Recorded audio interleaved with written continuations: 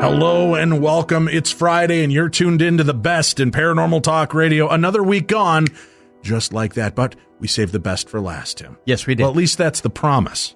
Yes. That's the promise. If it goes horribly wrong, we only have one person to blame, Tim. It's our guest. Always our guest. Oh, the Never guest, us. right. We're professionals, Yeah. Tim. Well, yeah. I mean, come on. That. No, we've got a good show for you tonight. We'll be back again next week with another whole slate of fantastic programming. But tonight, Tim, we're going to discuss, would you believe it, mysterious tales from people you'd least expect. Really? Yeah, that's the name of the book. That's the name of the topic. Joining us all the way via Australia to California to Colorado, Tim. Our guest now online with us, Karen Stollznow. Karen, welcome to the show. Thank you so much. It is a pleasure to talk to you. I'm sorry, should I refer to you as Dr. Karen Stollznow? I don't want to. Please just call me Karen. All right, doctor, whatever you say. You're the author of the bestseller God Bless America. Your other titles include Language, Myths, Mysteries, and Magic, Haunting America, and the novel Hit and Misses, and your forthcoming book, Would You Believe It? And you're also the co-host of Monster Talk with Blake Smith, a.k.a. Dr. Atlantis, an award-winning podcast that looks at the facts and legends about Bigfoot, sea monsters, ghosts, goblins, and the things under your bed. Tim, it's just filthy under his bed. A lot of old socks and dust bunnies. Yeah, you don't want to go there. You're a linguist who teaches at several universities, and you were a researcher at the University of California, Berkeley, where you worked on a project involving endangered writing systems for the Department of Linguists and Unicode. I would say all writing systems are endangered at this point because all everybody does is text and type now. Nobody handwrites anything, Doc. Well, some are more endangered than others, that's for sure. Well, it's cool. You were born in Sydney, have a PhD in linguistics from the University of New England, Australia. She lives currently, as we mentioned, in Denver, Colorado with her husband, Matthew Baxter, and their baby boy, Blade. Now, that's a cool name. Thank you. Something different. Yeah, Blade. All right. Well, let's get started. What you have your own podcast. You talk about monsters and all of these different beliefs. Before we get into the book too much, what kind of drew your attention to the strange and unusual? Well, I've been involved in this for decades now.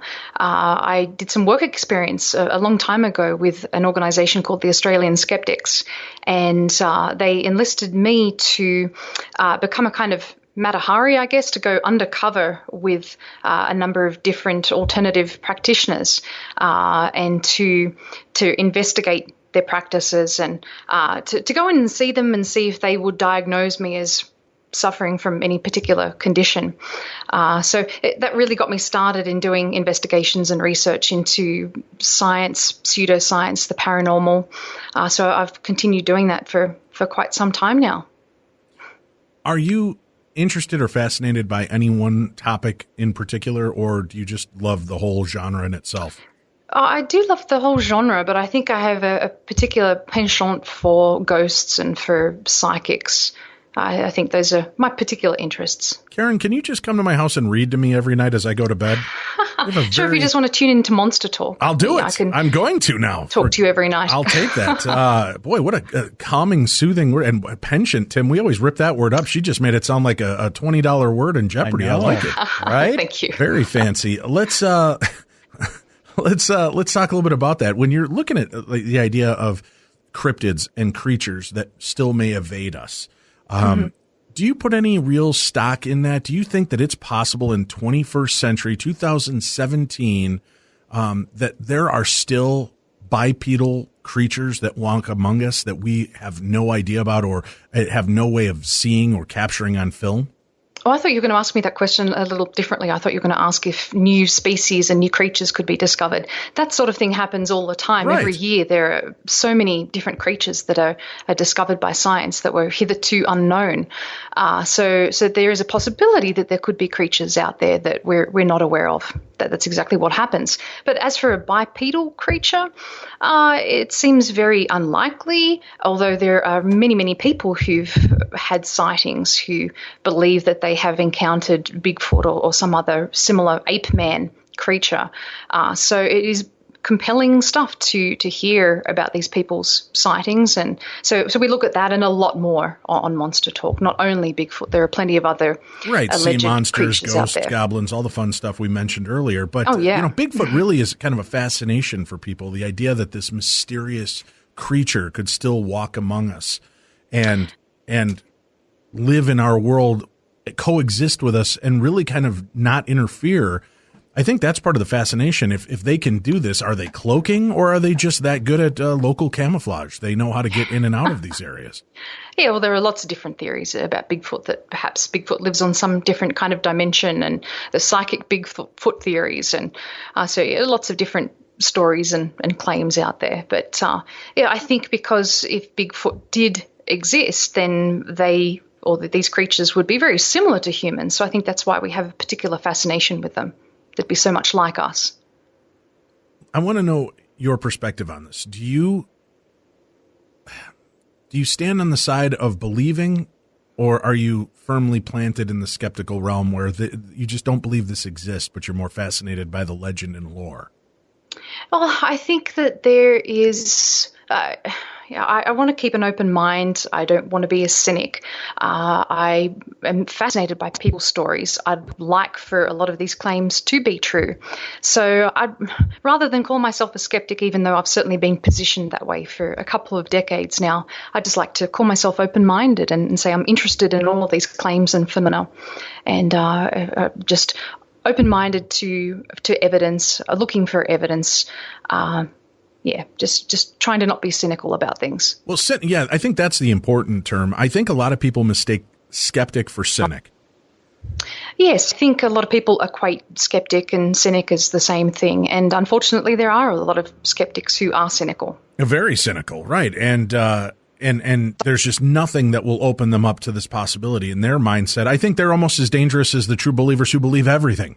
And I don't mean dangerous as in a, danger to us or society way, but I mean their way of thinking that there is no other possibility. This is it, cut and dry. They've made up their mind. That is what kind of bothers me about some of the quote unquote skeptics out there that are really more cynical. I think we all need to be skeptical of a situation. On Monday's show, we played a TED Talk, at least part of it, from a very interesting woman who had a paranormal experience with something she felt was very dark and demonic in nature. And it turned out to be a carbon monoxide leak in her house. Oh, yes. And yes. I've heard of those claims. And, right. That can really screw with your mind. Right. And had she waited any longer, she probably would be dead. But she looked at all of the experiences she was having and looked at what the effects of carbon monoxide poisoning were, and it matched up. So the idea of being a skeptic and questioning is great.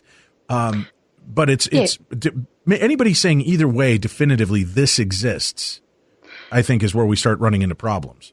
I totally agree. I think being a skeptic to a certain extent is a healthy approach, healthy attitude. But to go either way, to be extreme, to be militant, is being closed-minded.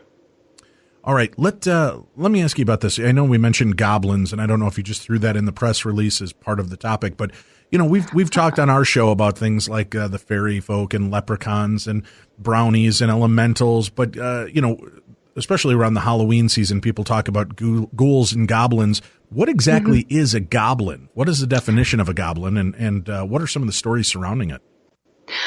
Goblins. I can't say that I've ever really. We've never done a show on goblins for Monster Talk, and so it's not necessarily my thing. I think it would be thrown into that same category along with fairies and other creatures like that. And I think a lot of people think of fairies as the kind of Disney fairy with wings and a wand and beautiful blonde hair, but fairies historically were evil creatures, were very nasty, and I think goblins are a different take on that. I think if you were a fan of Tinkerbell, she fits right into the actual legend and lore of fairies. She was kind of nasty and spiteful and was willing to kill to get her own way. Good point. But I think in general today, people think of fairies as just being these lovely creatures. Bippity-boppity-boo characters, right, that are there to help us. Innocent. And I'm always fascinated because I'm terrified of the sea, of the ocean. I shouldn't be, but yeah, you should be. I think a healthy respect and fear is good to have of that because it's huge. It's generally unexplored, and we don't know everything that still exists out there. And what we do know, let's face it, is kind of horrific. You've got giant squid, you've got octopus, you've got killer sharks, killer whales, you've got dolphins with attitude, you've got all kinds of nasty stuff out there. That is one of the freakiest features to me of ocean life, and that they seem to be finding creepier and weirder things the deeper they start to explore. The idea and legends of sea serpents and creatures like that, I often wondered if these stories came up from the explorers and pirates in order to ward people off, to keep them from certain areas that they wanted kept pristine for themselves, either to plunder or to use as storage. What do you think about the whole idea of sea serpents? Oh, well, I think as you already said, there's so much about the ocean that is just uncharted, and we're still finding lots of different species that have been unfound until this point. So it's deep. It's just never ending. The ocean's pretty scary, and coming from Australia too. I mean, swimming at the beach in summer, you're always worried about sharks. You're always worried about blue-ringed octopus and other creatures, and more human things like hypodermic needles on the beach. But there's just so much we don't know about the ocean. That's why it can be a scary thing. I don't blame you. I don't blame you moving away from Australia. It's a beautiful country. I had a chance to visit a few years ago, but everything can kill you in Australia. It is terrifying. I think that about the States here, and I think it's just a matter of perspective, because I always have people asking me about snakes and spiders, and since I've been here, I've seen big cats just in the wild, and I've seen black widow spiders in my house, and I've seen more deathly creatures, I think, here than I ever have in Australia. They keep to themselves, snakes and spiders by and large, and but here you've got bears and big cats, and they scare the crap out of me. But you have drop bears. You've got the violent, bloodthirsty drop bears in Australia. You can't fool me. Probably not. I guess it's the equivalent of the tree alligator. Yeah. Here. Oh, you've seen those too? Oh, God. See, yet another reason to stay out of Colorado, Tim. Tree alligators. I knew it. Yeah. Just a matter of time. If you Google pictures of drop bears, they do look pretty frightening. Yeah, they do. But and koalas can be quite dangerous with the claws, and they can attack you. So you've got to be careful, but they won't quite drop onto you and attack. I went to one of the animal preserves in Australia, which was amazing. I got to hand feed some wallabies and a kangaroo, and then nice. I go up to pose with their resident koala, and they're like, "Oh yeah, get in close. You want to get your face right up there so we get a really nice picture. But move slow, because if it gets irritated, it will attack." And I'm like, she tells me my face is now an inch away from this bear. And she goes, don't let their cuddly nature fool you. They can be very, very violent. Now, I don't know if she was just screwing with the American or if I should have been worried at that point, but, I think you've always got to be worried around any animals. They can act unpredictably, but certainly with koalas, if they have young, they're very protective, and with those big claws, you have to be careful. So I think she was warning you. Yeah, see, I think I would probably be one of those people, Tim, that as it's mauling my face, I'd be going, ow, oh, look how cute you are. Ow, oh my God, you're so adorable. No. They are very cute. You've got great creatures in Australia. Yeah. All right, let's get started. And obviously, with all the books you've written, we're going to have to visit with you again, Karen, and talk about other things. But let's start talking about your new book. When is it going to be available? Oh, it is available already. So great. You can get it in paperback. You can get it for Kindle as well. So in ebook form. So it's out there. All right, great. So you heard it, folks. Go to Amazon.com. But the best way to do that is going through podcast1.com. Then click on the Killer Deals link. Click on Beyond the Darkness banner, and you'll find Amazon links for Australia, Canada, and the United States click on those links to order the book or anything you want to buy through Amazon.com. Because remember, a small portion of every purchase goes to help fund our show. And the people selling stuff don't even feel it. It doesn't affect them at all. If it's $20 on Amazon, it's $20 on this deal. And they get their cut. Amazon gets their cut, and Beyond the Darkness gets a little money to keep us afloat and pay for all of our administrative costs. So go get the book right now. Would you believe it? Mysterious Tales from People You'd Least Expect. What was the genesis for this book for you? I think it has been coming for a long time. My husband is a fellow paranormal investigator, Matthew Baxter, and he and I would just talk about the strange experiences that we've had and that other skeptics have had too. Over the years, I've done a lot of interviews, and I would always be asked, have you had anything strange happen to you? Have you had anything paranormal happen to you? And I used to say no. And that was, of course, very disappointing to whoever was interviewing me. And just over the years, talking about it more and thinking about it more, I came to realize that, yeah, I've had some strange experiences. I just interpreted them differently. I came up with a possible explanation, rationalized them, and then just forgot about them. So I think a lot of the paranormal is in the interpretation. And so then just over the years, speaking with other skeptics and finding out that these are people who often seem to be, as we were discussing earlier, to be closed-minded or to be cynical, that no, in fact, a lot of skeptics have had strange things happen to them. Sometimes they can explain these stories and sometimes they can't.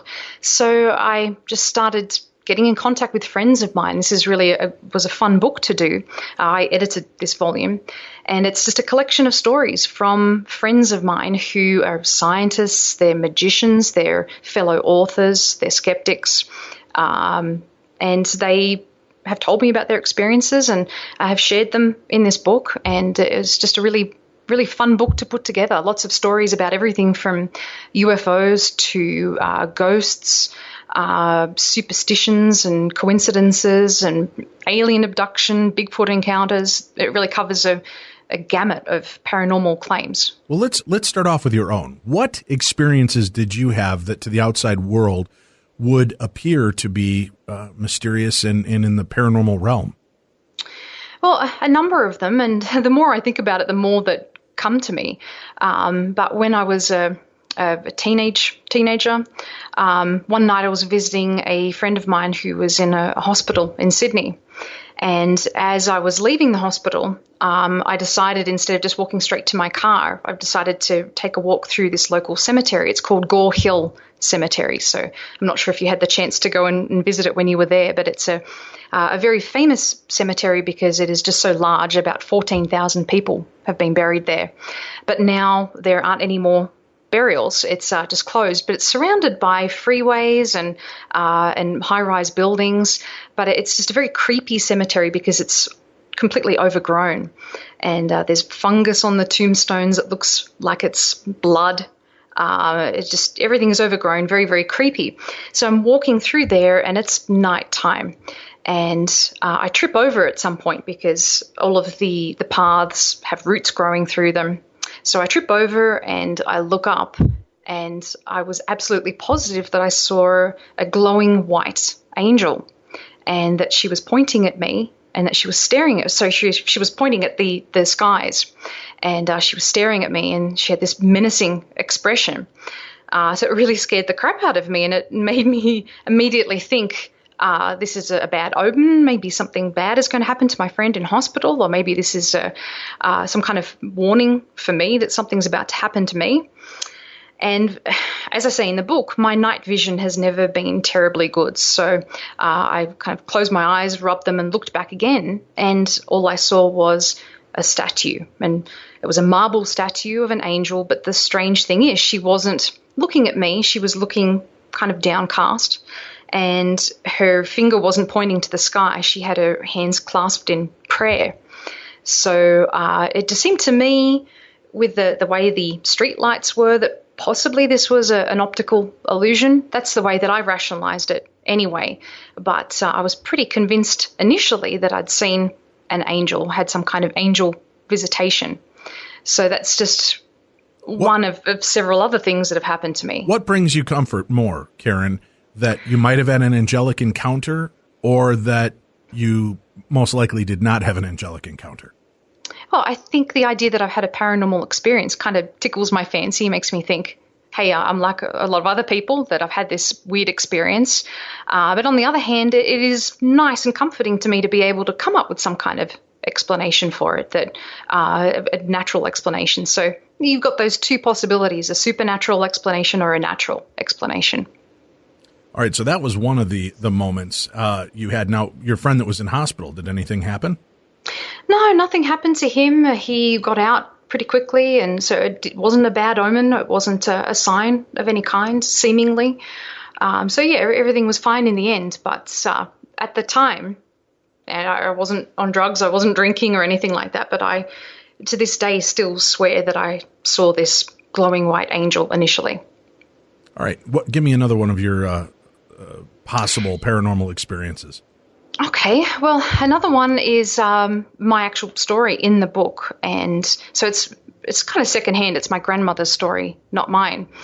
And she was shopping in Kmart, so it sounds pretty practical and everyday. She was shopping in Kmart on a Monday morning. I don't know what she was shopping for, but she was just wandering around the store, and you know what Kmart's like. You've got the bright lights, neon lights, fluorescent lights, and music playing loudly, people everywhere. It's pretty mundane, pretty ordinary.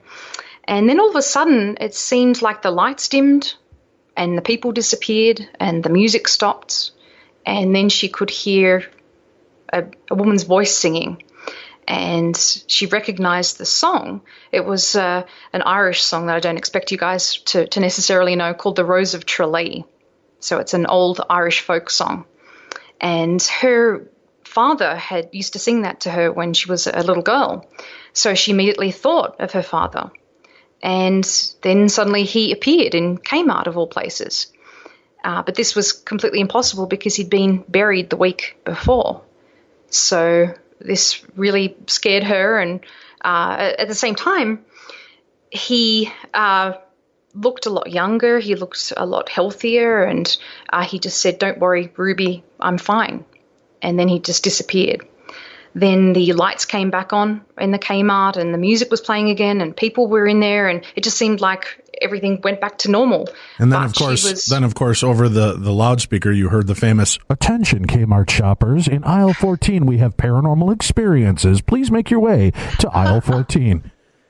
That's probably how it happened, yeah. So that's cool. So she was almost like in a pocket in between time. I have no idea exactly what she experienced, and she was a very sensible woman, very strict, no nonsense. She just wasn't prone to fantasy or anything like that. So she continued to tell that story until she died. And it's just, to me, it's an incredible story. Did it end up bringing her comfort? I know at first she was frightened by the moment, but in hindsight, was it something that she felt better about knowing that her father was still with her? Absolutely. Just the more that she thought about the situation, she thought this was him coming to her to see her one last time and that he was bringing her this assurance, this comfort that he was okay. And the fact that he looked younger and that he looked healthy was a great comfort to her. So I think she really held on to that for the rest of her life. And she just loved to tell that story and she truly believed it happened. And I believe her that she experienced something because she was, as I said, a very honest woman, and I have no reason to not believe her. All right. Now, one thing that intrigued me about this, I have yet to get the book, but I'm looking forward to reading it myself. You have a foreword by James Randi, the amazing Randi. Which would be pretty unexpected for a lot of people for a book like this. Exactly. How did you get him on board for a book that's going to kind of look at mysterious tales and possible paranormal experiences? Well, he had a very nice story to tell, and so I won't give that story away. I'll let readers get into that.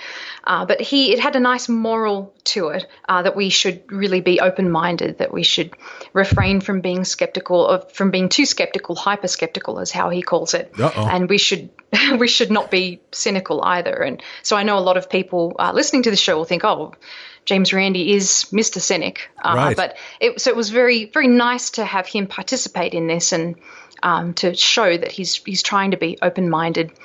And so it's really more of a kind of moral, more of a lesson. He doesn't have a paranormal experience as such. All right. Before we go to the break, why don't you explain to us one of your favorite stories from the book? And then we'll have to take a break. We'll come back and continue with more from her book. Would you believe it? Mysterious Tales from People You'd Least Expect. I really do love all of the stories because they just bring something unique in their telling. Each one of them is different. But I think one of my favorites is my husband's, if I can say that. So Matthew Baxter. And he writes about his experiences with a particular hotel that is in Evergreen in Colorado, the Brook Forest Inn. And he was there doing an investigation one night with his business partner, Brian Bonner. And so they turned up, and the cleaner or the keeper of the hotel, he was very excited about just being able to take off and have a few drinks. So he threw them the keys and he took off. And they set up all of their equipment. This was in the middle of a blizzard too, so the place was nice and quiet. And so they set up all of their equipment, and at one point they suddenly heard the front door fling open, and there were just a mass of people who came through. And they were really irritated. They thought, oh, great, this caretaker has just brought home the bar. So he's gone to the bar for a little while, had a few drinks, and then just brought everyone back because there was a bar in this hotel as well. And so they were very irritated, and they started going down the stairs to tell him off and to tell him that he needs to get rid of these people, get them out of there. And as they start going down the stairs, the noise just completely stopped. And they'd been hearing the sounds of a party. It sounded like people tinkling glasses and kicking their shoes and getting rid of the snow from their shoes. And so they were totally hearing a group of people who were partying in there. But as they came down the stairs, there was nothing. So they went back upstairs again, and they were speaking to other members of their team. And they said, what happened? We were hearing this party, and then when you guys were coming back up, the sound completely stopped. So it seemed like they were continuing to hear the sounds even though the guys were downstairs and they couldn't see anything there. So that's very similar to another experience I've had too, of being on a site of an allegedly haunted place and hearing the sounds of some kind of phantom party. I think that's a common experience that people have. Okay, if we're going to look at the science of what's going on, the possibilities of what could cause a phenomenon like that isn't heard just by one, but by many people, what would you and your husband think might be a logical explanation for that experience? Well, it's so difficult because we like to recreate any phenomena. So if we like to look at individual claims and to try and recreate them somehow to see, can these have a natural, normal explanation instead of a supernatural or paranormal one? But with a case like this, even though they continued to go downstairs, they looked around and they couldn't find anything. That's a really difficult thing to be able to replicate. So it's really a matter of, well, let's posit some possible explanations without ever knowing if they could be accurate or not. So one of our theories is that it was some kind of similar to an optical illusion, but an auditory illusion. Perhaps even though this was in the middle of a blizzard and it was just dead quiet, maybe there was a snowplow outside, or maybe there was something else that was going on outside that created a sound that was similar to that of a party going on. But yeah, there was absolutely nothing taking place there, and it's a very curious experience. You're a linguist, so you understand how language works, what goes on. I'm going to ask you a couple of questions, if you don't mind. Sure. When we speak, walk me through the science of how we hear the words that come from my mouth and go across the desk here to Tim. How does that work? What does the body do to understand it? Where does the sound go, and how does that work? Can you give me like a basic fundamental look at that? Linguistics is a really broad area of science. I mean, it is the language is basically studying the science of language. And my area is in semantics, so I look at meanings of words, and there are just so many different branches. So that's more kind of phonology, phonetics, so that's not really my area. Well, the idea is, right, that when we speak, we're creating a vibration, and it's going into the head. It's bouncing off of the eardrum, causing that, and that the further away you are from something, the longer it'll take for that sound to travel. That's why you can watch a baseball game. You see him swing and the ball connect, and a few seconds later you hear the crack of the bat against the ball, even though it's already gone, depending on the distance from that original sound. Right. The reason I bring that up was growing up. I grew up in Medina, Illinois. Okay. And it was right down the street from the Medina Golf Course, this huge PGA champion golf course. All right. Mm-hmm. And one of the strange phenomena that affected many of us in our homes was the sounds of parties that would take place. Right. And especially at night. And this was, the 60s, 70s. There wasn't air conditioning in everybody's house. Most people were fan sleepers. So you've got that fan on, creating that template of white noise. Right. And we would hear this, and you'd be laying there, and it would almost sound like a TV kind of in the distance, or a radio on, and you'd turn off your fan and the sound would disappear, and you turn it back on, and within moments again, as the fan's going, you could hear laughter, glasses clinking, talk, music, but it was just far enough outside the auditory range that you could hear it, but it was muddied. You couldn't understand what was being said. So I always thought, wow, we grew up in, everybody's always hearing about the ancient Indian burial grounds, and that you've upset the Native American grounds, and that's why these horrific hauntings are taking place. And I thought the Native Americans from Medina, Illinois must have been the biggest party group ever, because for blocks, that's all we would hear at night were these sounds of parties in our houses. And it wasn't until I was a little bit older and as an adult, I realized I'm facing our properties facing one of the biggest ballrooms in the area, where there is a big celebration, party, anniversaries, weddings.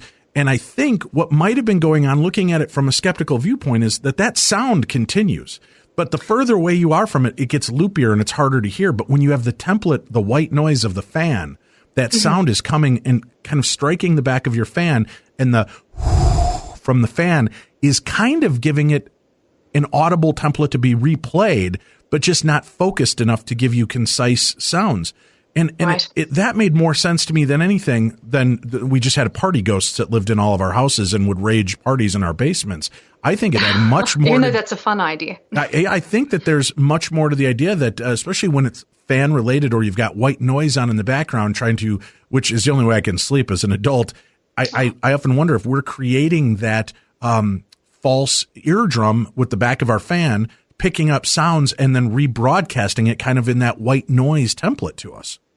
Well, I think one of the skeptical explanations for something like that, and for some of the experiences I've had too, there's another story that I talk about in the book where I'm hearing a phantom party as well. So skeptics would normally explain this sort of thing as being pareidolia. I'm not sure if you've heard of that term before. Sure. There are other similar terms like apophenia. So this is an audio pareidolia, a form of that, which is where you hear specific sounds amongst random stimuli. So, for example, if you're having a shower and you think that you're hearing your phone ring, it's that you're hearing this random noise in the shower of the water falling, but then you can hear other sounds within that. So that's a common explanation that skeptics have for a lot of things like EVPs and just hearing ghostly sounds. And as you say, too, these could have been the sounds coming from that ballroom, because I had an experience of hearing party sounds at a place called the Quarantine Station, which was in Sydney. I've been there. I've been there. I did an investigation there a few years ago. Oh, how fantastic. Yeah, I've been there so many times that I know more of the stories than the tour guides do.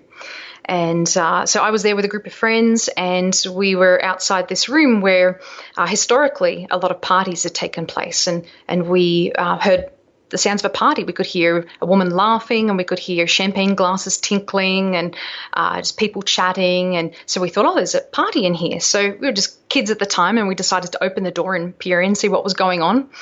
And when we did so, there was nothing in there. The room was empty. It was dark. Nothing was going on at all. So we started looking around the grounds to see if there was a party going on somewhere else, because nowadays this old Quarantine Station is just it's a convention center and a hotel. And so we thought maybe there's a party going on somewhere else. So we looked around the grounds and we couldn't find anything at all. And a bit later on, we heard the party sounds again, something similar, not the same thing, but we heard sounds of something, some kind of party taking place. And it seemed as though, so this is right on a headland area on the peninsula, and you can see Sydney from there. So we came to the conclusion that it was probably the sounds of a party that was taking place on the mainland, and those sounds were coming through. I mean, you've got ferries around there, 2 people partying on boats. So that was our theory anyway. But again, that's a really difficult thing to kind of recreate. Right. And people don't realize that in the silence of night, when you don't have necessarily all of the other sounds distracting you, you don't have planes, people mowing their lawn, dogs barking, children playing, how much further sound will travel. And that reminds me of the story in Chicago. There was a circus train that had a horrific accident. Many of the animals were killed. And there are parts of the train tracks when you go out there at night, you can hear the ghostly sounds of lions roaring, elephants trumpeting, horses. It is really a bizarre effect. And if you're in the mindset of the paranormal, it is really kind of exciting and chilling. What you also don't realize is that you're only a few miles away from Lincoln Park Zoo. And at night, the animals are making their natural noises. And in that night air, that cool, crisp night air without all the rest of the sound effects out there to distract you, that sound can carry. And if you watch any kind of specials on animals, they'll tell you a lion's roar sometimes can be heard up to 5 miles from its initiation point. And the same with that blast from an elephant's trumpet. So for years, people believed that they were hearing the ghostly sounds of this train wreck, when in fact that if you just kind of pointed in the direction, and they started doing it with those sound cones, they realized that they were just picking up the Lincoln Park Zoo after effect. So it's kind of a fun little story. Absolutely. And have you ever been to the San Antonio Railroad tracks? I'm sure you're aware of the stories. Right. I'm aware of it. Yep. Yeah, so my husband and I were there a number of years ago, and the basic story is that there was an accident with a bus, a train that hit a bus, and that there were a number of kids who were killed in that accident. And so we were there years ago, and we were hearing kids scream, and it just scared the crap out of us. And we were looking around and trying to find the source for this. We just kept hearing kids screaming and crying, and eventually we saw that there was a park nearby, and there were kids playing soccer, and so that's where the sounds were coming from. But it was certainly very creepy to experience that. Yeah, you can that weird after effect of sound and how sound works and travels. You always have to be very cautious with that. Although I love EVP when we're investigating, because to me that's the most interactive kind of investigation. You have to be the most skeptical of that, because there are so many things that can cause auditory hallucinations, pareidolia. And after effect, if you start getting direct conversation, which I've heard, that to me is much more effective and frightening. We need to take a break, and there's a knock coming from deep inside the Darkhive. So turn down the lights, turn up the sound. It's time for a true tale from the Theater of the Mind. Theater of the Mind. The following story was sent in to us by a listener wishing to remain anonymous because of his position as a doctor. I'm definitely a skeptic, but one experience I had house sitting for my aunt and uncle definitely raised some questions for me. They were going out of town for a weekend and asked if I would keep an eye on the house and take care of their dogs while they were away. I was staying with my grandparents for the summer, as I usually did, and being a 16-year-old with a brand new driver's license, I jumped at the chance for a few days of freedom with a house to myself during my summer vacation. I packed up my PlayStation, rented some games and movies, stocked up on some snacks, and headed over to their house. The first night was uneventful, but I remember feeling slightly uneasy being in this house. Nothing out of the ordinary was going on. I just attributed the uneasiness to being in the house alone for the first time, without my aunt and uncle there. Around 1 a.m., I decided to go to bed and let the dogs out in the backyard to relieve themselves before bed. After they were done, I made sure everything was locked, doing the deadbolt and the chain locks on the doors. I woke up the next morning, put some coffee on, and got the dogs up to let them out. The uneasiness still remained. I couldn't help but feel like I was being watched, even though I knew no one else was around. After breakfast, I decided I was going to go for a bike ride and meet up with some friends. I put the dogs in their crates, locked up, and headed out. I was gone for maybe 4 hours until mid-afternoon when I decided to head back to the house. When I walked in, the dogs were freaking the hell out. Not your normal, happy to see you, let me out of this crate excitement, but full-blown panic, shaking, foaming at the mouth, howling, the works. These dogs are normally very calm and are perfectly content to spend most of the day in their crates, sleeping. They go in and out on their own for naps, so this was really out of the ordinary. I opened the doors to their crates, but neither of them wanted to come out. Being a little freaked out myself at this point, I decided to check the house to make sure nothing had happened. All the windows were fine, everything was still locked, and the house was completely empty. At this point, I should mention how the house is laid out a bit. It's an old house, late 1800s, and prior to my aunt and uncle moving in, it was divided up as a duplex. The upstairs was a separate apartment. They mentioned that an older woman had rented the upstairs, while the previous owners lived downstairs. My aunt and uncle didn't rent the upstairs, but didn't really do anything to convert the house back into a single-family dwelling. My uncle used the upstairs apartment as his home office, with several computers and a couple of modems, early 2000s dial-up. And most of the time, the door to the upstairs in the enclosed porch off the kitchen just stayed closed and locked. There really wasn't any reason to go up there. I decided, in an abundance of caution, since the dogs were so freaked out, that I should check the whole house. I unlocked the door to the upstairs, and I went up to check. I noticed that one of the computers was on. This was odd, as my uncle had said in his note that he'd shut off everything upstairs and unplugged the surge protectors. Maybe he meant to do so, but got into a rush to get out the front door, and maybe forgot. No big deal. We were expecting storms later, so I shut down the computer, unplugged everything, and went back downstairs, locking the door behind me. By this point, the dogs had calmed down and had taken their usual spots on the couch, where I joined them to play some PlayStation. After dinner, around 8 p.m. at this point, the dogs and I were still on the couch, watching movies, and just chilling out. All of a sudden, one of the dogs stands up on the couch, with all of his fur on his back standing on end, and begins growling towards the direction of the door to the stairs.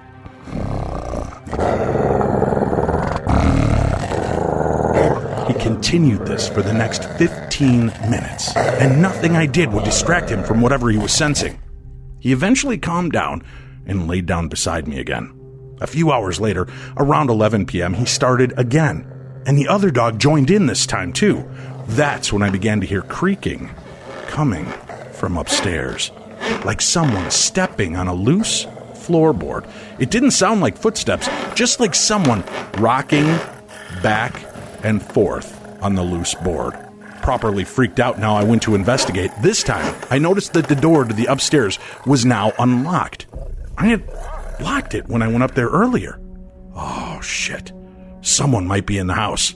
I took a few steps back into the kitchen and grabbed a knife. You know, like a horror movie cliche. I checked the porch door to the backyard, which would be where someone would come in to get up to those upstairs apartments. It was still locked. Okay, weird. The creaking upstairs was still happening. I opened the door to the stairs, and it immediately stopped. I turned the lights on and went upstairs. Nothing. I was freaking out over nothing. It was probably just the house settling or something. It was, after all, a very old house. These things creak and groan all the time. A little embarrassed with myself for getting so freaked out, I went back downstairs again, locking the door behind me. I decided to get some sleep, popped in another movie, curled up on the couch, and passed out for the night. I was woken up a few hours later, around 2 a.m., to the dogs again in full-blown panic mode.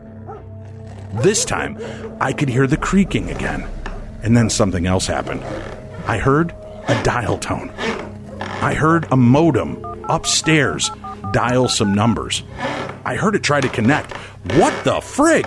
Was I still asleep? No, I was definitely awake. I again grabbed the knife, went to the upstairs door. Again, it was locked. I opened the door, and the noise again immediately cut off. I went upstairs to check. Again, nothing, and everything was still off and unplugged just as I had left it. I went back downstairs, locked everything up, and went to try and calm the dogs down. About 10 minutes later, I heard the modem start up again. It would dial, try to connect, stop, then dial again, and again, and again.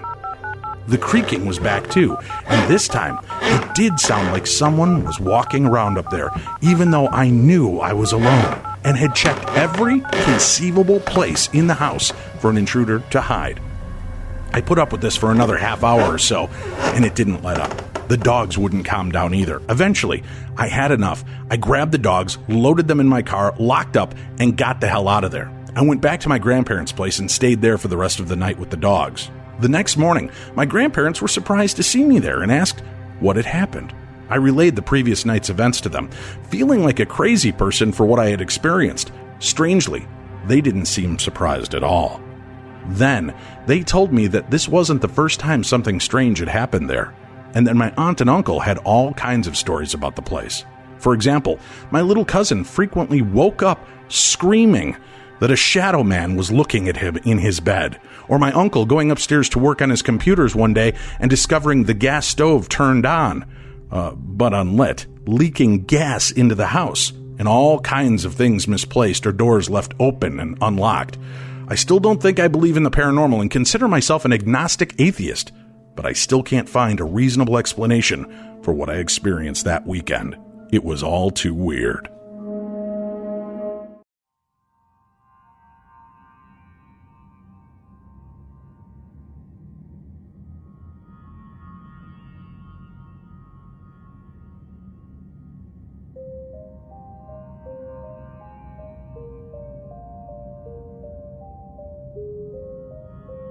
Beyond the darkness.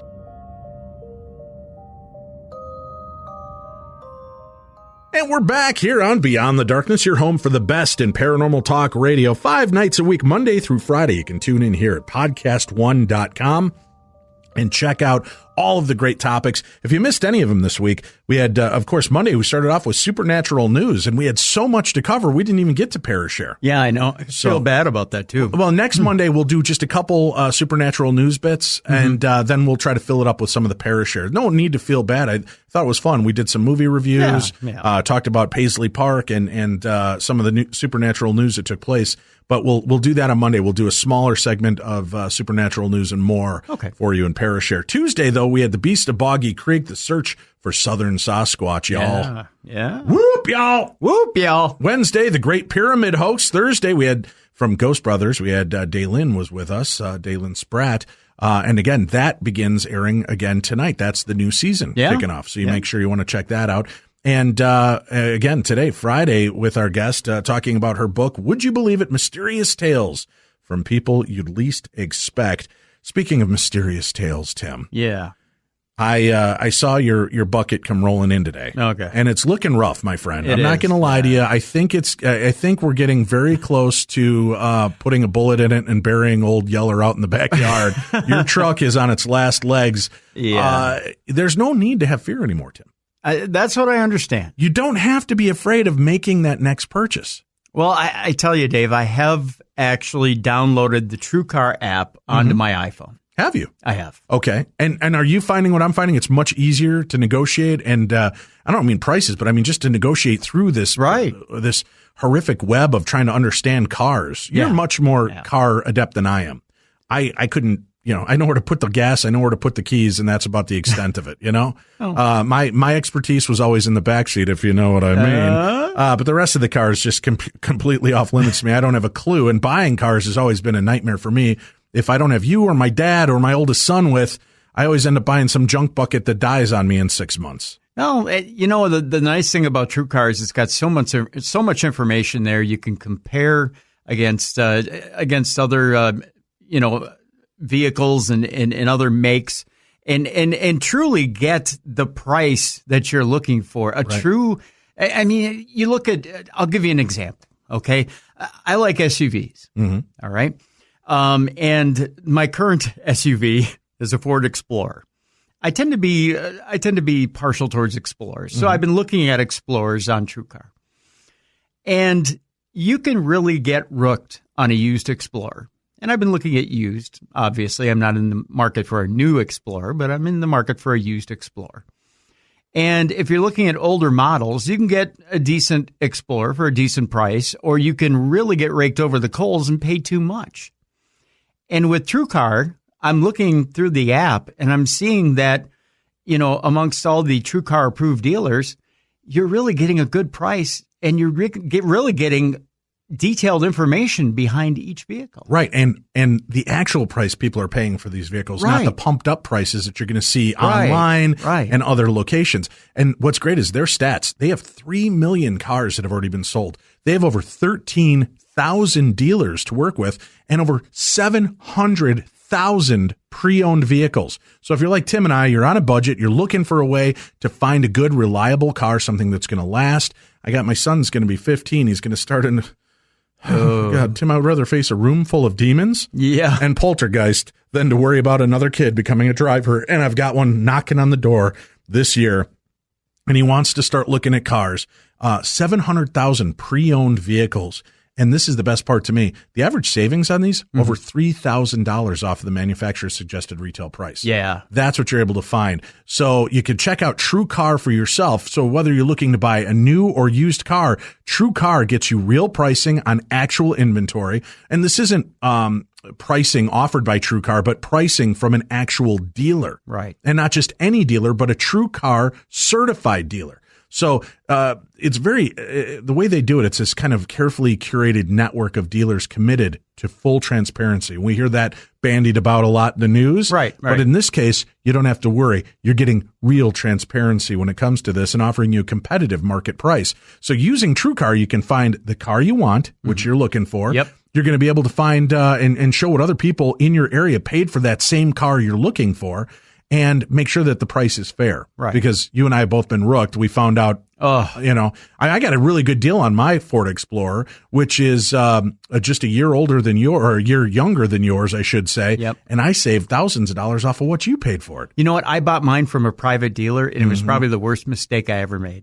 I've had it less than a year, and it is ready. It's like you said, it's ready to go bite a bullet in the backyard somewhere. Right. And I'm glad now that I'm looking at the TrueCar app and I'm seeing what other people have paid, and I'm in a secure network of authorized dealers that I feel secure about. Right. You work directly with TrueCar certified dealers when you do this. Right. And TrueCar users are more likely to enjoy a faster buying process too. Right. It's not this long, drawn out thing that you have to deal with. So once you register, you'll see a real price on actual inventory. This, again, very competitive pricing offered to you by TrueCar certified dealers for an actual vehicle on their lot, not some kind of shell game that a lot of these dealers have played. It's pricing you'll see before you go to the dealership, so you feel very confident. And this takes all of the worry out of it. So whether you're 16 or 116, if you're intimidated by buying cars, which a lot of people are, TrueCar takes a lot of that out of there for you. And TrueCar shows their customers all their available incentives before you even arrive at the dealership. So again, check it out. Visit TrueCar to enjoy a more confident car buying experience. Take it from your pals Dave and Tim, because this is the way I'm going to be doing it going forward, and it's making my life so much easier. I feel like I'm less the moron as it comes to cars now, so I can confidently make that next purchase with my son. Coming up way too soon. We've already started searching these together and looking at cars, and he's even surprised at the information he's getting on these different vehicles that he had preconceived notions on. Yeah, he's getting the real deal and understands just how pricey some cars are and how much more economical and affordable some of the others are. Absolutely. So that's what we're gonna be doing on. So again, try the TrueCar Advantage and work with them. You guys will be thankful that you did. We've got a lot to cover again tonight. Our guest is Karen Stollznow, Dr. Karen, Tim. Don't be too intimidated by that. I am. Her book, Would You Believe It? Mysterious Tales from People You'd Least Expect. Now, I know one of the stories you cover is about this stone carving that vanishes and reappears mysteriously. Tell me a little bit about this story and who was dealing with this. Okay, well, this comes from another doctor and also another Aussie. Her name's Lynn Kelly, and she's an Australian writer and a researcher and a science teacher as well. And you should have her on this show if you can, because she's written a fantastic book called The Memory Code, which is the traditional Aboriginal memory technique that unlocks the secrets of Stonehenge, Easter Island, and ancient monuments the world over.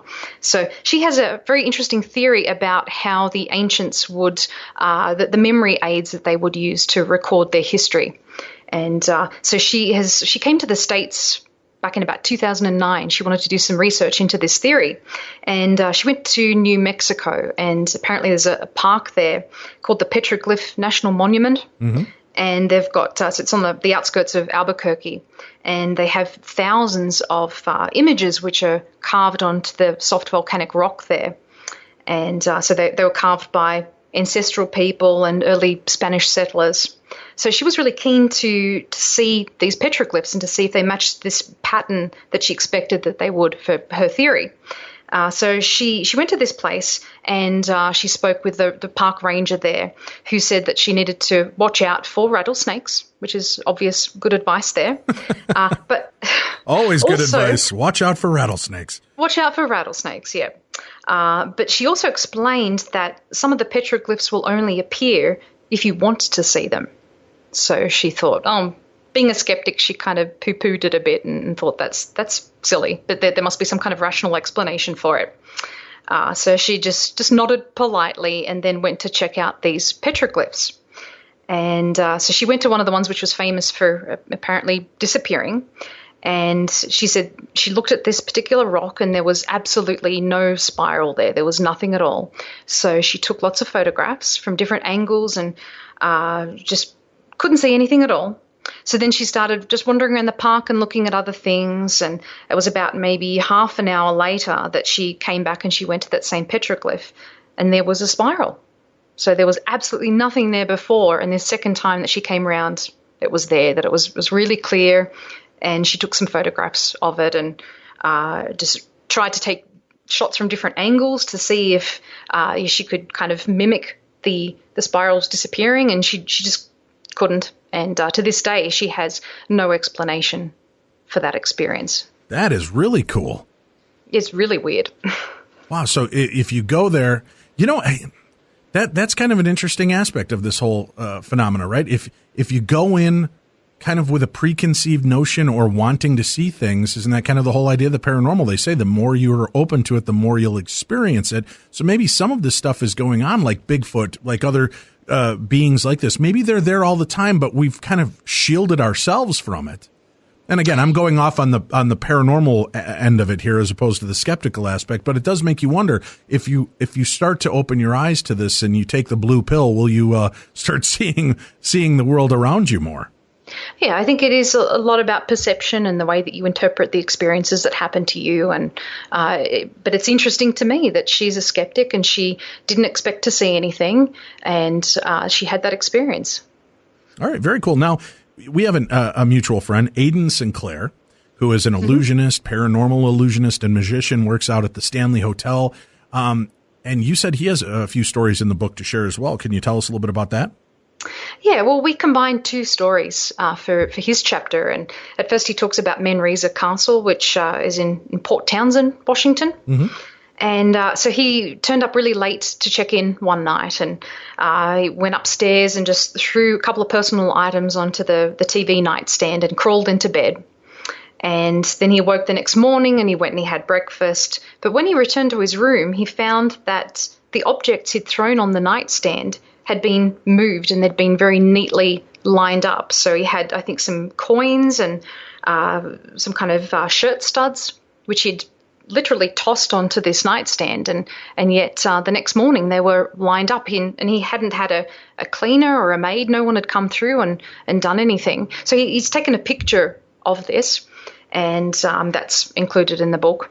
And it reminded him a great deal of a lot of the stories you hear about the Stanley Hotel in Estes Park in Colorado, about people's personal possessions being moved and their clothing being mysteriously packed and unpacked. And he has another friend who had a similar experience happen to him too. So that was a really weird one. But his second experience is at the Stanley Hotel. So he is the resident illusionist there. If you go, he has a fantastic theatrical seance that he performs for people. And so it's done in the style of the spiritual seances that were conducted in the Victorian and Edwardian era. Mm-hmm. And so one night, I shouldn't spoil the whole story, but suffice to say one night they were having some strange problems with the lighting there. And even though the building's pretty old, everything, all the electrical, the lighting and everything has been modernized. And yet they were having some weird experiences with lights flashing on and off. And there was a lady in the audience who just kept looking at the lights and looking at the piano that he was standing beside. This is in the music room, which is allegedly one of the haunted rooms there. And so this lady just throughout this entire seance kept looking at the piano and looking back at Aidan, and she just seemed to be trembling and was very scared. And he just continued with his show, and then afterwards he went up and spoke with her and said, "Are you okay?" And she said, "Were you fiddling with the lights? Were you doing anything with the lights? Did you make that happen? Was that part of your performance?" And he said, No, this doesn't normally happen, but I can assure you there's nothing paranormal going on, and it wasn't a part of my act." And then she said, "Well, what about the woman?" And he said, "What do you mean, the woman?" So this lady had been seeing a woman standing beside the piano the entire time that no one else could see. So she wondered and Aidan wondered if it might have been Flora Stanley, who was the wife of the owner of the hotel, the original owner. So no one else could see this woman. She could see her, and she was saying that she enjoyed Aidan's show, and she was apparently behind these lights flashing on and off. So Aidan just found that made him question his version of reality, and he had a similar experience about a year later, where he bought some roses for Flora Stanley and placed them on the piano and said, "If you're here, thank you." And the lights mysteriously turned on and off a couple of times, even though everything was switched off. That's really cool. When we did our first event out at the Stanley in November of 2006, I thought was so funny. They just wrapped up filming the live Ghost Hunters episode there with Jason and Grant. And literally we showed up the day afterwards and we did a live event there with Jason and Grant from Ghost Hunters and Steve and Brian and a couple of the other team members. And the night auditor for the hotel approached me as the event coordinator, and he's like, this is funny. I've been working here forever, all these paranormal stories. I've never had an experience, and I'm the guy here working by myself late at night. He goes, nothing ever happens here. Well, a couple days later, after our event is in full swing and we've been ghost hunting and doing all these fun things and talks, he said, he grabs me in the lobby of the morning. He goes, "Come here." And I go, "What?" And he goes, "Holy crap." I go, "What happened?" And he goes, "So last night, everybody finally settles down about 3:00 in the morning." And he goes, "And boy, your people can drink, Dave. I'll tell you that. Your people are definite drinkers and have a lot of fun." He goes, "So I spent most of the night shooing people out of the music room where I kept finding them making out or playing on the piano in there." He goes, "So I kept throwing people out of that room." And he goes, "And finally, after I got everybody settled, I start hearing the piano. Somebody's hammering away at the keys." So I grab my light and I start heading in there, getting ready to throw people out. The piano's going till I walk through the threshold of the room. The piano stops. He goes, "So I flip the switch. I'm like, all right, come on. You got to get out of here. You're not supposed to play the piano." He said, "I turn on the lights. There's nobody in the room." And he said, "Dave, I've been here for years. There has never been anything. I don't know what you guys got going now, but make it leave when you leave." And he laughed. But yeah, so here's the night auditor finally had his experience at one of our events, and he totally expected to find a couple of people in there horsing around again and found an empty room. Oh, wow. Yeah. Now, I want to kind of save one of the stories for last year, but let's talk about Haley Stevens. This is an interesting poltergeist story that you have in the book. Yes, she used to work in a bakery, and this was in a little town called Trowbridge, I'm not too sure, in England. So she's a skeptical paranormal investigator hailing from the UK. And so she worked in this shopping centre in this bakery, and one day something seemed to untie the apron that she was wearing, and she thought it was someone playing a trick on her maybe. She wasn't too sure exactly what was going on, and she talked about it with one of her colleagues. And her colleague said, "You've finally met Joshua then." So apparently the staff believed that there was a little boy named Joshua who was haunting the shop. So there were a number of theories about him, that maybe he died during a time when it was a woolen mill, maybe back in the 16th century. And others thought that he was a peasant boy that was there during a time that there was a castle. So apparently he would play all different kinds of tricks on the staff there, and one of the main things he liked to do was to untie the aprons that the women were working there, or the women were wearing who were working there. But she had a number of very violent experiences with this poltergeist. And one day she was there working with one of her colleagues, and the two of them went to school together. They didn't like each other very much. So there was a lot of tension there. And I think Haley thought that this girl wasn't pulling her weight, wasn't doing as much as she should.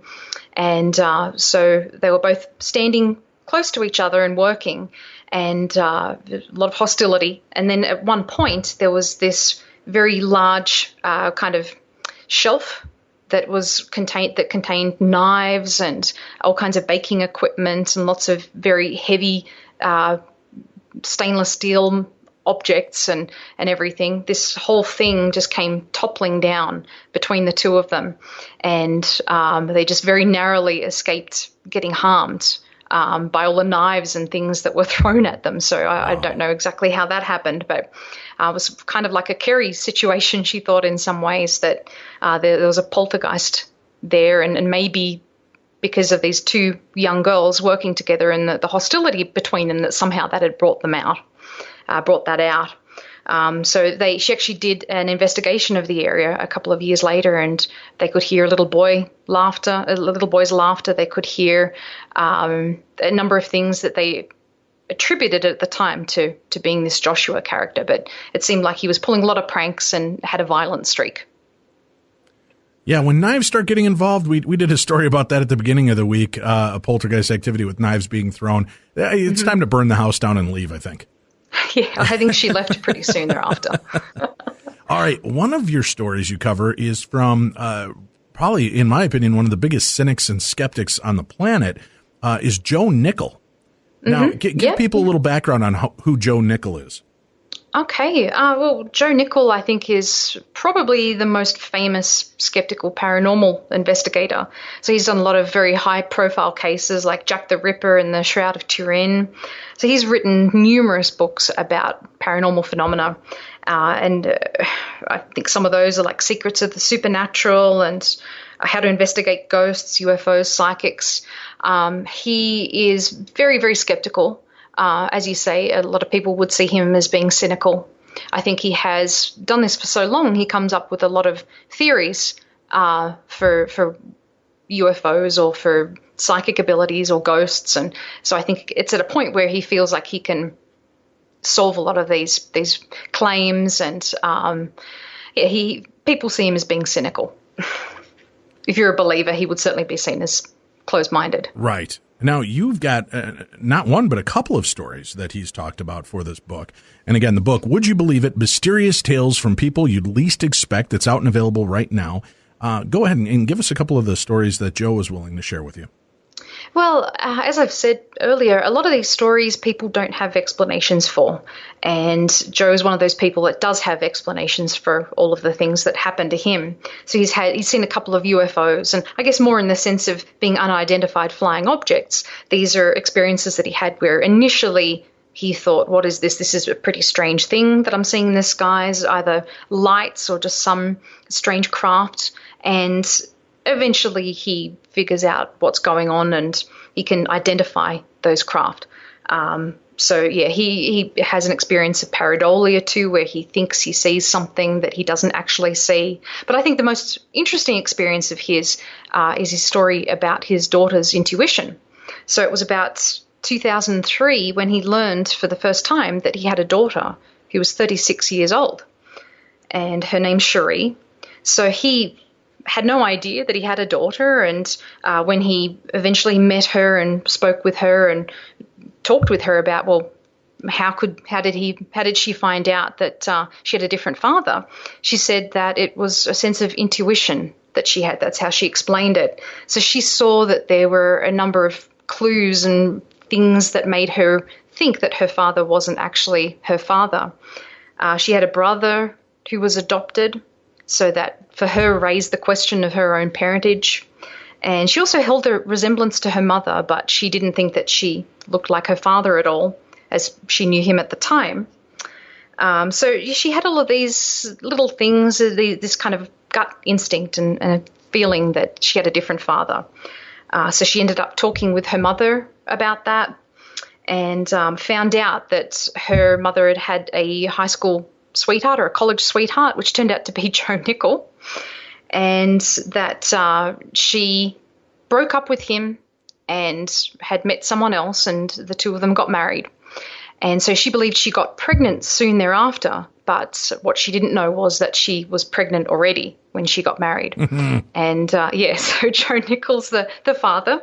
And so there are all of these little subtle clues. So his interpretation is that, it's not really intuition as such. There are lots of different ways that you can explain intuition, but his explanation is that she had all of these questions and these clues, and when she put them together, she thought there's something amiss here. And when they investigated that, they found out that her father was not her biological father.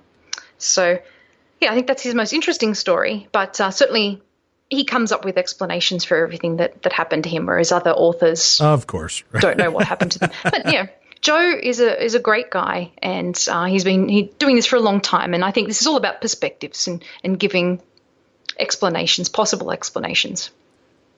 What story stood out to you as one of the most unusual?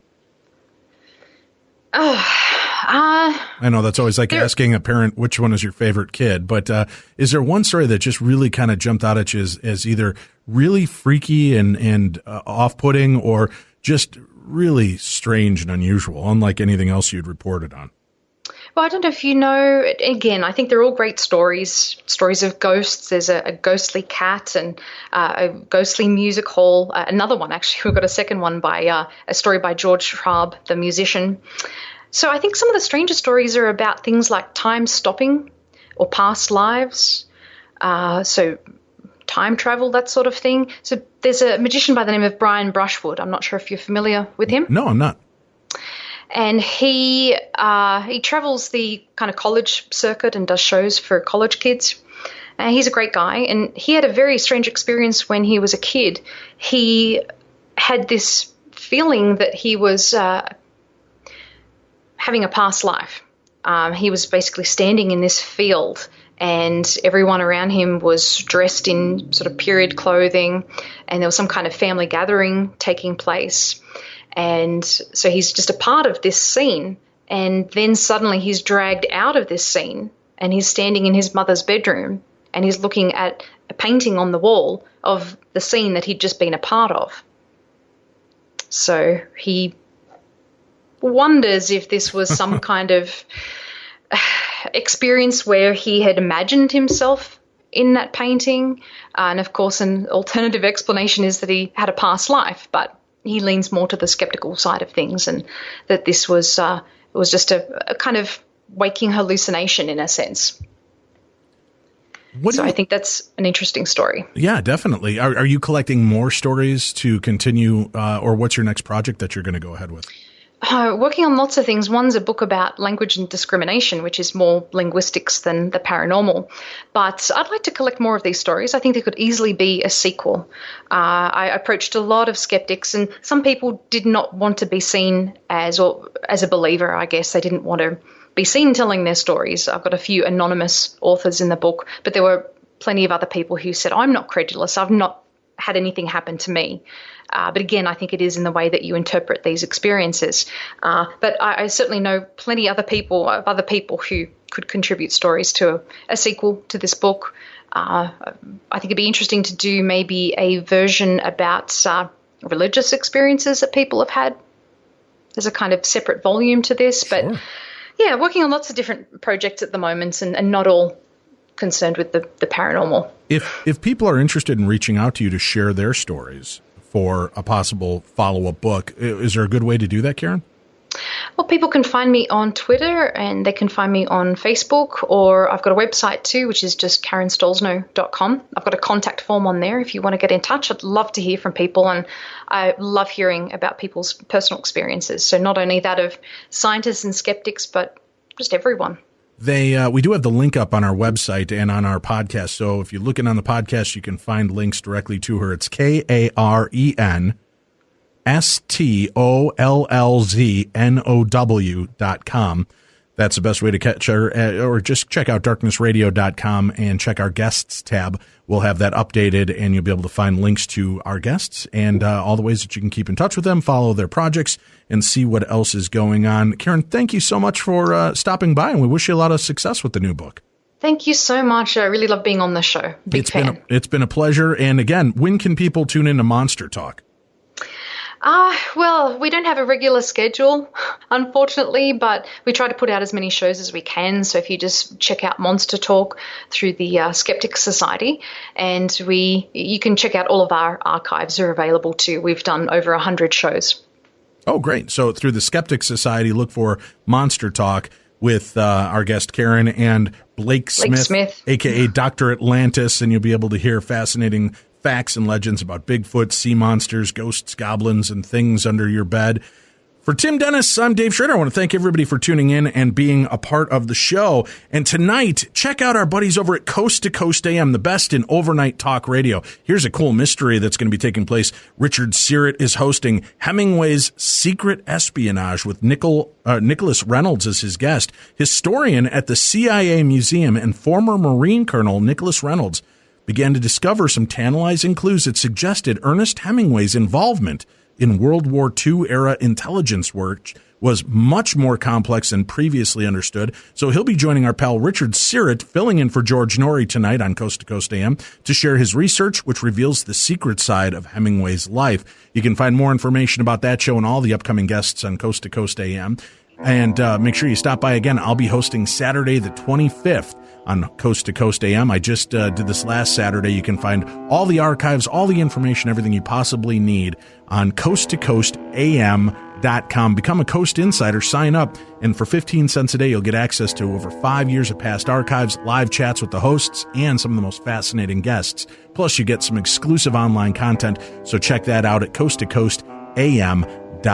Tell them Dave sent you. That's it for tonight. For Tim Dennis, I'm Dave Schrader. Special thanks to Karen Stollznow, our guest this evening. We'll be back next week with more supernatural news and parashare here on the best in paranormal talk radio. This is Beyond the Darkness.